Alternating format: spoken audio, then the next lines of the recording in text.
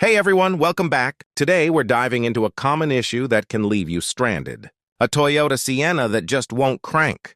I had a customer recently whose Sienna was acting up.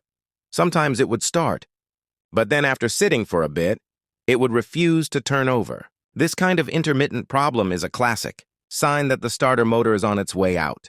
When you experience that frustrating silence instead of the familiar engine rumble, it's often the starter that's the culprit. In situations like this, replacing the starter is usually the most reliable solution to get you back on the road with confidence.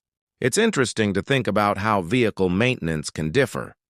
Here in America, we often opt for replacement, whereas in some other places, mechanics might focus on repairing components like starters. I've even had my own experience fixing starters in the past.